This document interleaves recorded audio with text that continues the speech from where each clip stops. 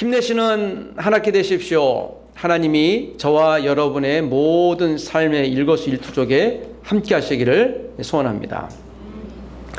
2020년 7월 9일 미국 아이오밍 주에서 워커라는 6살짜리 소년이 4살짜리 자기 2살 어린 여동생과 손을 붙잡고 옆집으로 놀러가는 길목에서 자기 몸집보다 큰 셰퍼드가 이성을 잃고, 셰퍼드 이성이 없죠. 동물성을 잃고 갑자기 덤볐습니다. 동생을 덮치다 보니 큰 위기에 빠졌죠. 6살짜리 오빠가 동생을 잘 껴안고 자기 몸을 대신 내어줬습니다. 사투 끝에 얼굴이 거의 엉망이 되었던 사건이 있었습니다.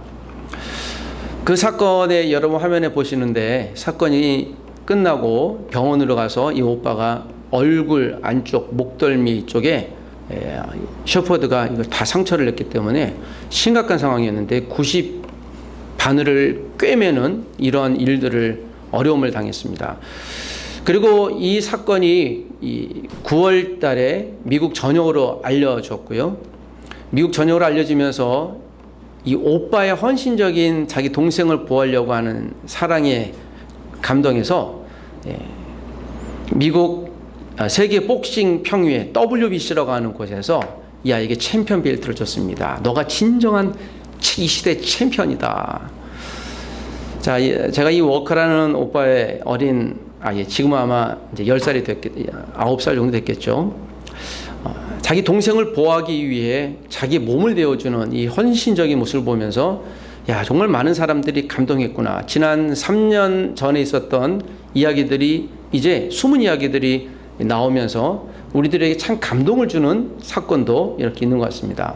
사랑하는 여러분, 우리 워커에게 하나님이 주셨던 헌신적인 마음들이 저와 여러분에 있길 원합니다. 혹시 우리에게도 이와 같은 일이 있을 때 내 몸을 대신 내어주고 누군가를 품고 도와줄 수 있는 그런 사람이 되시길 부탁드립니다. 그러나 쉽지는 않습니다. 그럼에도 불구하고 우리가 이 일들을 감당할 줄 믿습니다. 세계 복싱 평의회에서 담당자가, 야, 너는 어떻게 그 일을 했니? 동생을 보호했니? 라고 물었을 때 이 워커가 이런 이야기를 했습니다. If someone had to die, 누군가 죽어야 한다면, 누군가 걔 셰퍼드에게 물려 죽어야 한다면 I thought it should be me. 내 생각엔 그게 내가 된다고 생각을 했습니다. 이 두 문장이 사람들의 마음을 굉장히 울렸던 것 같습니다. 자기 혈육이니까 그렇겠죠. 누군가 죽어야 한다면 이 6살짜리 꼬마아이가 동생을 위한 본능이 작동이 된 거죠. 여러분, 우리 안에는 이것처럼 사랑의 본능이 있습니다.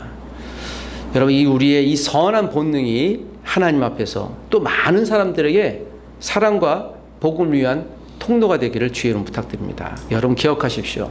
저와 여러분 마음 가운데는 하나님이 주신 선한 사랑의 본능이 숨어 있음을 믿습니다. 여러분의 본능이 온전히 작동되길 소원합니다. 그러나 로마서는 이와 전혀 다른 이야기를 오늘 본문에 우리에게 하고 있습니다. 우리 가운데 선한 본능이 있긴 하나 선한 본능이 작동되기 전에 먼저 우리 안에 활성화된 본능이 있습니다. 그 본능은 무엇이겠습니까? 워커는 누군가 죽어야 한다면, 그 위험한 상황에서 내가 수동적으로 당해야 한다면 이란 이야기를 썼지만, 여러분, 우리 그리스도인들은 적극적으로 좀 격하게 죽여야 하는 적극적인 능동적인 단어를 써야 할 대상이 있습니다. 유일한 대상입니다. 여러분, 이 존재를 우리가 죽여야 될 줄 믿습니다. 이 존재는 로마서는 이야기하기를 죄라는 존재입니다. 다른 것은 차치하고서라도 우리가, 여러분, 살인을 해서는 안 되겠죠. 그러나 보이지 않는 죄에 대해서는 목숨을 걸고 싸워 그를 죽이라고 이야기를 합니다. 유일하게 성경이 격하게 그것도 우리에게 권면하고 이야기하라고 행동을 부추기는 대상입니다. 죄입니다. 자, 죄가 어떤 것인가는 우리가 나열하면 2박 3일 MT 가야 돼요. 너무 많아서 이 죄에 대해서 목록을 나열하기는 우리가 시간이 없을 정도로 굉장히 많이 있죠. 자, 오늘 우리에게 있어서 이 죄라는 것은 무엇일까? 죄라고 얘기하니까 여러분 인상이 별로 그렇게 굳어지는데요. 제가 원래 그렇습니다. 죄라는 것은 긍정적이지 않아서 이야기를 할 때마다 부정적인 것들을 우리가 뉘앙스를 우리에게 주기 때문에 그렇죠. 1997년 4월 때는 중간고사를 볼 때입니다. 제 이름이 박정욱이기 때문에 제가 총신 신대원 1학년 5반이었습니다. 35번인가 그랬어요. 36번에는 제가 박정욱고 뒤에 박안 뭐라고 하시는 분이 있습니다. 제가 이름을 기억하는데 이야기를 안 합니다. 1학년이니까 전도사님들이 아주 친하게 지내고 이제 서로 이야기하고 제 기억에 판반에 100명, 120명인가 그랬습니다. 그 이제 우리 8반 있었는데 전 1학년 5반이었습니다. 열심히 이제 공부하고 그때 조직신학 시험을 보는 순간인데 시험을 보다가 담당하시는 교수님이 나갔습니다. 그래서 제가 열심히 쓰고 있는데 갑자기 뒤에 계신 분이 저한테 전도사님 혹시 이 문제 답 좀 알아요? 하고 여쭤보시더라고요. 나도 안 그래 모르겠는데 이분 무슨 상황이지 보니까 저 몰라요 하고 이제 있는데요. 부시럭부시럭 소리가 나서 보니 이분이 책을 꺼냈고 이제 보시는 거죠. 이런 행위를 어떤 행위라고 합니까? 영어로 치팅이라고 하고 부정행위라고 합니다. 이거 얼마나 저게 충격이었는지. 왜냐하면 우리는 다 거룩한 사람인 줄 알고 존중하고 그래도 제 박정우 또 그 같은 박씨인데 그래서 제가 굉장히 어려웠어요. 여러분 1997년 때는 몇 년 전이에요. 여전히 생각이 나요. 안 잊혀져요. 더 놀라운 건 2004년 5년인가요? 그분이 전화가 왔어요. 어떤 사역을 하는데 제가 캠퍼스에서 그때는 굉장히 제가 유명인이었거든요. 지금도 유명인이지만 그래서 같이 좀 사역을 연결하려고 저한테 와서 무슨 독서 멘토링을 해서 사역을 하는데 같이 좀 하려고 왔는데요. 전화를 보자마자 그분인 거예요. 이 핸드폰이 이분이 나한테 왜 있지? 부터 시작해서 받을까 말까를 하는데 갑자기 그 추억이 2004년도니까요. 여러분 몇 년 전이에요. 7년 전에 거를 삐리삐리 가서 저에게 뿅뿅 떠오르게 하는 거예요. 전화 안 받았죠. 제 기억에는 거의 100통 이상 왔어요. 그 문자로 막 보내는데요. 하고 제가 수신 차단했어요. 그랬습니다. 진짜 한 2, 3년을 그렇게 왔는데 안 받으니까 전화를 더 이상 안 하시더라고요. 제가 그분의 전화를 받지 않은 이유는 단 한 가지입니다. 무엇이었습니까? 저의 뒤끝입니다. 그래서 제가 뒤끝 장렬하는 사람입니다. 아직도 그분에 대한 감정이 이렇게 유익하지 않아요. 만나면 먼저 물어볼 거예요. 혹시 그때 회개하셨습니까? 라고 묻고 싶어요. 회개했다면 그제권을 다시 형성하겠지만 나의 뒤끝이 이렇게 장렬하는 것을 봅니다. 이 고집이 여전한 것 같습니다. 저의 연약함인가요? 장점인지 잘 모르겠지만 본능이에요. 죄는 본능입니다. 그것이 그러한가 아닌가를 우리 알아야 몰라요. 목사님 이거 해야 되나요? 말아야 되나 알죠. 여러분 밤 11시에 자꾸 피자를 먹고 싶은 의욕이 들면 먹어야 돼요? 말아야 돼요? 그래서 우리 고민하죠. 고민한다는 것은 무엇인가요? 아니라는 거예요. 우리가 본능이 알기 때문에 자꾸 물어보는 거. 이거 하지 말아야 되는데 하면서 어느 순간에 다 먹고 있죠. 뭐야? 그래 한 조각만 먹자 하는데 어느 순간 7조각째 먹고 있죠. 그래 내일부터 오늘 운동하면 되지라고 하는 그 인생이 벌써 수십 년을 살고 있죠. 여러분 우리의 그 본능이에요. 우리의 본능은 두 가지 본능이 있는데요. 그 본능이라고 합니다. 그 먹는 것하고 사랑하는 욕구예요. 이거는 제어는 못해요. 이건 그냥 본능이에요. 가만히 있으면 먹고 싶은 거, 배고프면 먹고 싶어 하는 것들. 그리고 누군가 멋있고 이쁜 사람을 보면 이쁘다, 좋다 하는 관심을 갖는 것들. 거기다 생존 본능이 있습니다. 살기 위해서요. 우리가 집에 들어가서 안전하게 하려고 하는 거주의 욕구. 또 어디를 여행하려고 하는 욕구. 생각을 자유롭게 하려는 욕구. 말을 내 마음대로 자유롭게 하려는 욕구. 그러니까 생존을 살아가는데 필요한 여러 가지 것들입니다. 이것도 막으면 불편함이 있고 문제가 생기기 마련이죠. 자, 그런데 이런 욕구들이 본능과는 연결되어 있어서 자꾸 우리 이야기하다 보면 내가 원하는 대로 하려다 보면 문제가 생깁니다. 이 욕구들을 충실하게 하려고 하는 시스템이 민주주의 시스템이에요. 민주주의는 사실 이즘이라고 하는 게 시스템인데요. 이거 계속 발전되는 거예요. 공산주의나 뭐 자본주의 이거 딱 규정화되어 있거든요. 그래서 이데올로기는 악입니다. 우리가 이데올로기를 얘기를 하면 그 순간부터는 우리가 선한 이야기가 나오지 않아요. 무슨 주의, 무슨 주의. 이름은 민주주의로 붙였지만, 자, 제가 지금 정치를 얘기하는 건 아니고요. 우리가 살아가는 그런 욕구들 가운데 이렇게 있습니다. 나를 불편하게 하려고 하면 우리가 멀리하게 합니다. 자, 우리의 본능이 있다는 거 말씀을 드립니다. 이건 선하고 악한 것은 아니에요. 때로는 우리가 열심히 하려고 하는데요. 이 본능이 작동하면 야, 이것이 해야 될까 말아야 될까를 좀 고민하는 상태가 여전히 있습니다. 이걸 정말 해야 돼? 말아야 돼? 우리가 이에 상응하는 또 본능이 있죠. 성경이 말하고 있는 그러한 본능인 것입니다. 우리가 해야 되는지 말아야 되는지 욕구를 나열하다 보면요. 사실 해야 될 것과 말아야 될 것이 우리가 자연스럽게 선별이 돼요. 욕구를 나열하다 보면 그중에 내가 선별하게 되고요. 이 선별한 것을 내가 선택하게 되고 그 선택한 거 자꾸 지켜야 돼요. 그러면 내가 최소한도로 좀 왜곡된 길, 엉뚱한 길 가지 않으려고 합니다. 그래 우리 이런 생각 안 하죠. 일단 이 저지르고 보는 분들 있죠. 뭔가 하다 보면 실수가 일어나고 하지 말아야 됨에도 불구하고 우리 아이들은 먹으려고 하면 안 돼요. 어떤 아이가 동종 100원짜리 삼켰거든요. 어떤 일이 일어납니까? 빨리? 여기 계신 어머님들, 아이들이 100원짜리 삼켰어요. 어떤 일이 일어납니까? 예, 빨리? 응급실 가야 돼. 그 이유는 그거 안 빼면 창자가 녹습니다. 그래서 그건 위급한 상황이에요. 그래서 빨리 가야 돼요. 저도 그때 알았는데 몇 년 전에 어떤 어머니 아이 키우다가 동전 먹었다고 기도해달라고 그래서 그것도 일 가면 되지 뭘 응급실로 가세요. 그랬더니 그래서 혼났습니다. 아, 이거 위급한 상황이구나. 아이들은 본능적으로 입으로 다 들어가요. 그러니까 기본이니까.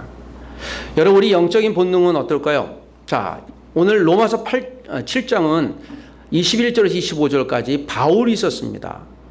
자, 바울이 로마에 있는 교회 성도들에게 썼습니다. 로마는 어떤 곳입니까? 도시예요. 비유하자면요. 지금 이 서울과도 거의 비슷해요. 아마 문화는요. 다른 시스템과 달리 서울과 로마 시스템은 참 비슷한 시스템으로 이루어졌습니다. 어떤 욕구들이 충만한 것. 로마는 가장 그 당시 당대 문화가 최고였고 정치 군사가 최고였고 또 사람들의 욕구를 충족시키는 데 최고였어요. 그래서 콜로세움이 있고 거기에 격투기가 있고 그래서 여러분 요새 그 링 안에서 두 명이 싸움 붙이는 걸 뭐라고 그래요? 운동을. 격투기라고 하네? 예. 그게 로마의 콜로세움에 있었던 거예요. 그래서 사실 제가 격투기는 그렇게 막 즐겨하지는 않는데 이게 자꾸 봐요. 그래서 쾌감이 있고 막 이게 유혈이 낭자하면 으악 하면서 이야 정말 멋있다 속으로는 이 두 가지 마음이 있는데요. 로마에도 그런 게 많이 있었던 거죠. 로마 당시에는 한 사람 죽으면 끝나요. 이게 격투기예요. 글래디에이터라는 것은 그러므로 격투사 누군가 죽여야만 하는 그 생존의 문제죠. 로마인들이 그걸 보고 너무 좋아했어요. 격투사가 잘 싸우면 손가락 들어서 어떻게 해요? 이러면 죽는 거예요. 그런 낭자한 걸 보고 와 하고요. 이게 로마 황제가 사람들을 만족시키기 위한 한 가지 문화였어요. 문화. 요즘도 사실 그런 것들 보면 좀 많이 불편해요. 근데 그게 도시 안에 있었던 일입니다. 근데 여러분 로마서는 바울이 한 번도 가보지 않은 로마 교회 성도들에게 보낸 편지예요. 그러니까 이들은 믿음이 굉장히 충실했어요. 창궐했습니다. 사도행전 2장에 하나님의 은혜로 성령을 충만을 체험한 그 중에 몇 사람이 가서 로마 교회를 만든 거예요. 굉장히 자발적인 열심히 있는 사람이죠. 자, 그런데 그들이 여러 가지 로마 교회 안에 공동체 안에서 살면서 교회를 만들었는데 얼마나 신비하겠어요. 그 최고의 권력과 또 악한 문화들이 있는 곳에서 자발적인 교회를 만든다고 하는 건 에베소서나 갈라디아서 다른 교회보다는 월등히 다른 어떤 차원이 있는 것이라고 볼 수 있습니다. 그런데 바울이 오늘 로마서 7장 21절에서 25절까지 한 이야기를 하죠. 그건 본능에 관한 이야기입니다. 21절에 그러므로 내가 한 법을 깨달았노니 곧 선을 행하기 원하는 나에게 무엇이 있다? 악이 있다. 자기를 얘기해요. 바울이. 그 당시 바울은요 영적으로 최고로 최상위 있었던 사람이에요. 여러분 눈만 감으면 하늘나라에 왔다 갔다 했던 사람. 이제 그런 영적으로 탁월하신 분이 야, 내가 내 안에 무엇이 있다? 악이 있다. 22절에 내 속사람으로는 하나님의 법을 즐거워하되 나는 하나님 말씀을 지키려고 애를 쓴다라고 얘기를 해요. 우리도 그러지 않습니까? 하나님의 법을 이 수요체프로 나오신 분들이 오늘도 예배 나오기 위해서 굉장히 막 기대하고 나오지 않았습니까? 야, 오늘 가면 자야 간사님이 멋있게 인도하는 그 찬양을 들을 것이고 같이 할 것이고 또 목사님은 말씀하시는 그 주옥 같은 말씀을 들어서 그 말씀대로 살아야지 하는 것을 1년 52주에 한두 번 정도는 생각하실 수는 있겠지만 여러분 그렇게 기대하며 나오신 분이 얼마나 많은지 모르겠습니다. 우리 마음이 이곳에 올 때 그러니까 예배라고 하는 것은 기대도 있지만 거룩한 의무로 나오는 거예요. 대부분 그렇게 삽니다. 우리 속사람으로는 이런 걸 하고 싶은 본능이 있어요. 이게 성령이 말씀하시는 건 그리스도인들에겐. 그런데 23절에 내 지체 속에 내 몸 속에 육체를 얘기하는 거예요. 마치 로마인들이 글래디에이터를 보면서 그 낭장 것을 보고 와 좋아하는 그런 문화 속에서 그런 걸 좋아했던 분들이 교회 안에 와 있어요. 많은 분들이. 이전에 그랬던 분들이. 내 지체 속에는 한 다른 법이 내 마음의 법과 어떻게 해요? 싸운다. 이건 에베소서에서는 영적 전쟁이라고 하죠. 내 지체 속에 있는 무슨 법이요? 죄의 법으로 나를 사로잡는 것을 보도다. 아까 우리 6살짜리 꼬마 워커가 자기 동생을 보호하려 했던 건 정말 사랑의 본능이에요. 희생의 본능이죠. 내가 죽을 수도 있겠구나. 6살짜리가 죽음에 대해서 내가 대신 죽어야 한다는 걸 알 수 있을 정도 사람은요 선한 마음이 있어요. 그럼에도 불구하고 우리가 계속 성장하고 자랄수록 여러분 처음 거짓말했던 것이 기억나세요? 언제인지?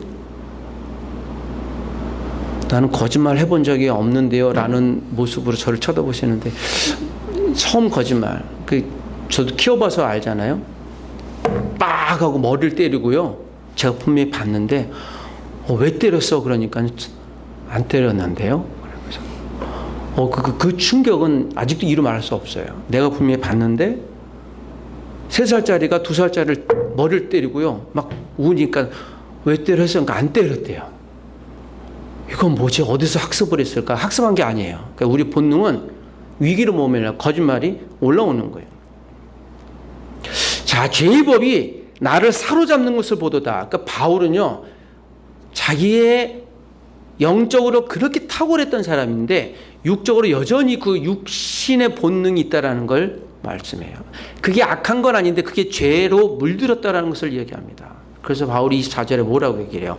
24절 한 절만 읽어보시고 꼭 이 말씀은 기억해 주시길 부탁드려요. 24절 한 번 더 읽어보십시다. 시작. 오라 나는 곤고한 사람이로다. 이 사망의 몸에서 누가 나를 건져내려. 바울이 이 말씀을 한 것은 이유가 있습니다. 나는 굉장히 괴로운 사람이다. 아직도 내 안에 죄의 모습과 열심히 싸우고 있다. 이 사망의 몸에서 누가 나를 건져내라. 내 몸은 죄로 물들어갖고 이거 죽을 판이야. 예수를 잘 믿는다고 하지만 특별히 교회, 이건 교회 밖에 있는 사람들에게 주신 메시지는 아니니까 세상 사람들은 우리랑 이 말씀과 상관없어요. 이건 그리스도인들에게만 주신 말씀이에요. 저와 여러분과 상관이 있습니다. 그리스도인들이 어떤 경우엔 그리스도인답지 않게 살아갈 수가 있습니다. 바울이 사실 그 대상으로 얘기하는 거고요. 로마 교인들이 교회에 나오지만 이탈하려고 하는 그리스도인답게 살지 않는 경우 일상에서요. 특별히 저는 학교 목사로 있으니 우리 가운데 여러 가지 일하는 일들을 많이 보잖아요. 저를 포함해서 저에 대해서 막 어려워하시는 분들도 있겠지만 뭐 그렇지 않은 분들 자꾸 있으실 거예요. 대학원생 중에 한 분이 어떻게 하다가 저한테 와서 그러시더라고요. 목사님, 그러더니 네, 목사님 그 과속하지 마세요. 그래서 왜요? 학교 횡단보도를 휙 지나는 빨리 가는 걸 제가 보고요. 목사님 차는 거 알았어요. 그래서 아니, 빨리 갈 수도 있지 무슨 사정이 있었겠지라고 생각하는 게 아니라 본인 입장에서 과속하면 안 된대요. 그래서 왜요? 그러니까 목사님인데 과속하면 되겠어요. 뭘 과속했는지 모르겠고 그렇지만 그분 눈에는 제가 과속한 거예요. 그래서 네, 과속하지 않겠습니다 라고 하는데 잘 이해는 안 돼요. 근데 그분 말이 이렇게 얘기해요. 목사님이니까 하면 안 된다. 그래서 제가 그랬죠. 당신은 집사님이네. 집사님 해도 돼요? 라고 제가 아주 크게 멱살 잡고 얘기하고 싶은 마음은 들었으나 예, 제가 더 조심하겠습니다. 뭘 잘못했는지 모르겠지만 일단 그랬습니다. 보는 모습이 그래요. 마치 주변 사람들은요, 우리 교회 다니시는 저와 여러분을 보고 그런 눈으로 봐요. 저 사람들은 어떻지? 어떻게 하지? 로마에 있는 교인들에게 바울이 자기를 빗대서 말씀하는 건 본능과 싸우라. 본능은 쉽지 않다. 늘 죄의 본능은 뿅뿅 알아서. 여러분 죄에 대해서 승리하시길 원하십니까? 날마다 승리하시길 부탁드립니다. 할렐루야? 그런데도요, 오늘 아침에 저는 다니엘을 묵상하면서 다니엘 2장에 나오는 다니엘이 15살짜리 청소년이었습니다. 그가 정말 많은 사람 앞에서 금식하면서 하나님께 쓰임받았던, 또 느부갓네살 왕 앞에서 꿈을 해석해 주는 그런 사람이었어요. 청소년이 15살, 20살 사이였으니까. 야, 위대한 사람이다. 그리고 2장이 넘어서 6장을 보는데 6장 다리오 왕 때요, 또 다니엘이 나오잖아요. 그가 창문을 열고 예배하다가 잡혀갖고 사자굴에 빠지잖아요. 그때 죽는 줄 알았더니 다리오 왕이 구출하려고 그랬지만 또 두 사람이 진짜 모략하고 못살게 다니엘을 죽이려고 하잖아요. 그 정치인이었으니까. 그래 다니엘이 죽습니까 살아납니까? 그때 여러분 다니엘이 이렇게 얘기를 해요. 다니엘아! 라고 부르니까요, 그러면 사자에게 몸짓겨 죽는 줄 알았더니 저 여기 있습니다. 라고 얘기를 하면서요. 하나님이 천사를 보내서 사자의 입을 봉했다라고 얘기를 해요. 다니엘이 그걸 본 거죠. 누구는 거기가 감옥인데요. 거기에 하나님이 역사하는 걸 본 거예요. 그래서 여러분 그날 사자가 그 굴에서 무엇이 된 거예요? 애완 사자가 된 거죠. 그게 특별한 경험이에요. 그리고 나와서 했던 게 무엇인가 하면 다리오 왕이 다니엘을 높였어요. 그러니까 최고의 위기인데 죽음 앞에서 하나님이 그와 함께 하시는 것을 보고 다리오가 인정한 거예요. 그 정적들 다 죽였어요. 역전된 거죠. 그때 다니엘이 몇 살이었을까요? 제가 그 다니엘 6장 볼 때마다 그 감동이에요. 2장에는 15살이었는데 6장에는 82세에서 88세예요, 사이. 그래서 제가 5, 6세로 얘기합니다. 다니엘은요, 70년 동안 신앙의 절개가 똑같았어요. 위험을 알고서도 창문 열고 예배했던 사람이에요. 그러니까 그 쓴 받는 거예요. 2장에서 불과 4장밖에 안 나지만 70년간의 어마어마한 인생이 있는 거예요. 결정적일 때 다니엘을 살렸죠. 다니엘이 살았던 이유는 무엇이에요? 왜 안 죽였을까요? 다니엘이 살아야 거기는 유대인들이 안 죽어요. 유대인들이 안 죽는다고요. 그 한 사람이 아니에요. 여러분 오늘도 이 시대에 우리 교회가 죽어서는 안 돼요. 하나의 교회가 아니라 우리 하나의 교회를 통해 많은 사람들 하나님 보는 거예요. 저와 여러분이 곤란을 당할 수 있겠지만 그리스도의 정체성을 포기하면 안 돼요. 죽더라도 다니엘처럼 죽음을 가고 마지막 정체성을 지켜야 돼요. 그걸 보고 사람들이 하나님을 보게 되는 것입니다. 우리가 6살짜리 워커를 보면서 희생이라는 단어를 떠올리듯이요. 그래서 오늘 이 로마서에 있는 말씀, 다시 바울은 로마서에 있는 교회 성도들에게 여러분들이 로마 안에서 견디는 것이 쉽지 않겠지만 견디셔야 합니다. 아마 로마 교회 안에 있는 분들이 여러 다른 곳으로 가려는 분들이 있었던 것 같아요. 로마서는 정말 성경 중에 깔배는 건 그렇습니다. 다른 성경가 다 없을지라도 로마서 한 권만 있으면 복음을 전하는 데 전혀 부족하지 않다라는 이야기를 했습니다. 제가 지난 시간에도 소개했는데 제가 이분 다시 소개하고 오늘 설교를 마치려고 합니다. 그랬던 로마 교인들에게 다시 여러분 죄는 절대 죽지 않으니 여러분 교회는 로마 전체가 보는 교회입니다. 견디십시오. 견디셔야 돼요. 하면서 이야기를 합니다. 그 로마 교회는 정말 잘 견뎠습니다. 많은 순교자가 있었지만. 그리고 바울이 로마서 16장에 몇몇 사람을 언급합니다. 16장 전에 베베를 언급합니다. 베베 정말 괜찮은 여자 집사입니다. 그리고 굉장히 부자였어요. 어마어마한. 로마 교회 자기 집터를 아마 내줬을 거예요. 집이 그때는 예배당이었으니까. 그래요. 3절에 보니까 브리스갈라와 아굴라 얘기를 해요.